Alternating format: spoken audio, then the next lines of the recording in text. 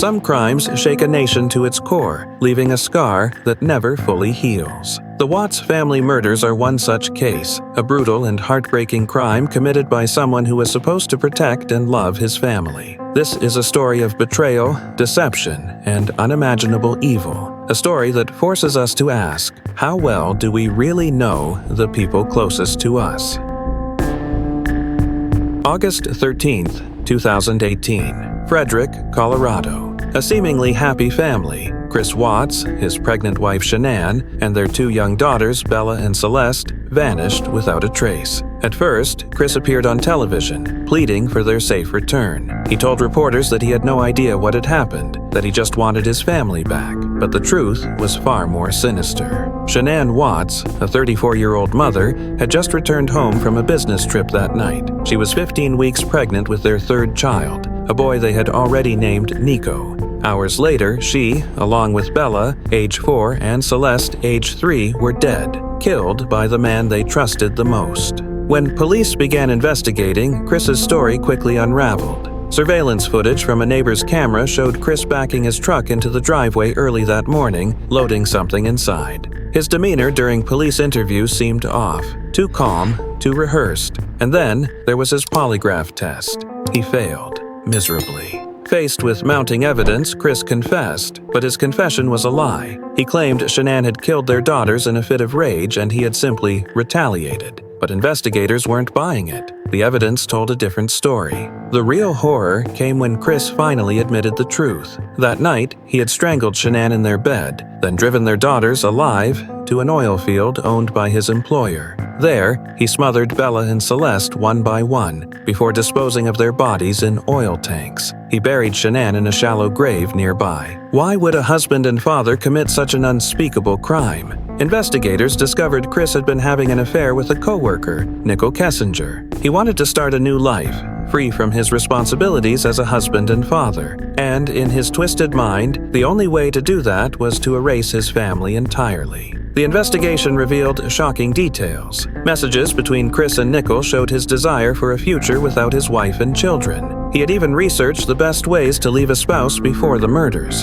but he never wanted a divorce. He wanted a complete erasure of his past life. Forensic experts later revealed that Bella, the eldest daughter, had fought back. When her body was recovered from the oil tank, her autopsy showed defensive wounds. She had bitten her own tongue in terror. Her final words? "Daddy, no!" It was a chilling reminder of the horror she must have felt in her last moments. In the aftermath of the crime, investigators pieced together the timeline. Chris had meticulously planned everything, from strangling Shanann in their bedroom to coldly carrying his daughters into his truck under the cover of darkness. When he reached the oil field, he executed his plan methodically, disposing of their bodies one by one. He believed he would get away with it. But he underestimated the power of forensic evidence. Investigators found traces of Shanann's amniotic fluid in his truck, indicating she had been transported post-mortem. They also retrieved security footage from Shanann's friend, showing the exact time she entered the house that night, proving Chris's timeline was a lie. The trial was swift. Public outrage was overwhelming. Chris Watts was sentenced to 5 life sentences without the possibility of parole.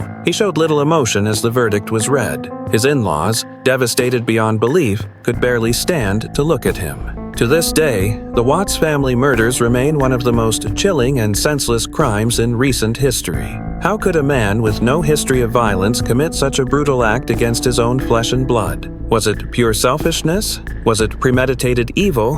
Or was there something even darker lurking within him? The case also raised questions about Chris Watts' psychological state. Was he a sociopath, a narcissist? Some experts suggested he exhibited traits of psychopathy, charming on the surface but with no real empathy for others. His ability to lie so effortlessly, to kill without remorse, was beyond comprehension. Even behind bars, Chris Watts continued to make headlines. He eventually confessed to every detail of the crime in a recorded prison interview. He spoke about how he had planned to be with his mistress, how he believed he could start fresh. He even described how he ignored Bella's cries as he ended her young life. The interview revealed the full extent of his monstrous actions, leaving listeners horrified. Shanann's family, despite their unimaginable grief, used their platform to spread awareness about domestic violence and coercive control. They worked to ensure that no other family would suffer the same fate. Shanann's father, Frank Razuchek, spoke publicly about his daughter's love for her children and the bright future that was stolen from them.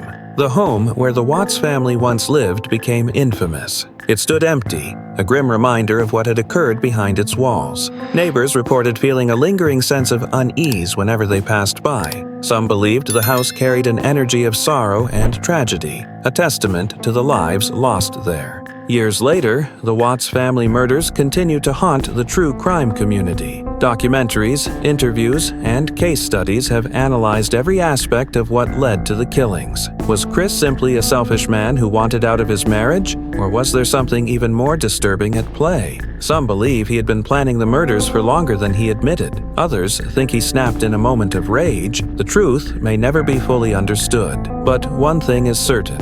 The Watts family murders serve as a stark reminder of the fragility of trust and the depths of human depravity. They force us to confront uncomfortable questions about the people we think we know and the darkness that can lurk behind a seemingly normal facade. What do you think? Was this an act of pure evil, or was Chris Watts a man who became consumed by his own lies? Let us know your thoughts in the comments below. And don't forget to like, share, and subscribe for more true crime stories that will leave you questioning everything you thought you knew about human nature. If you want many more scary and interesting stories that have ever happened, then subscribe to the channel to always be aware of the release of new stories. And don't forget to like the video and write your opinion about the video below.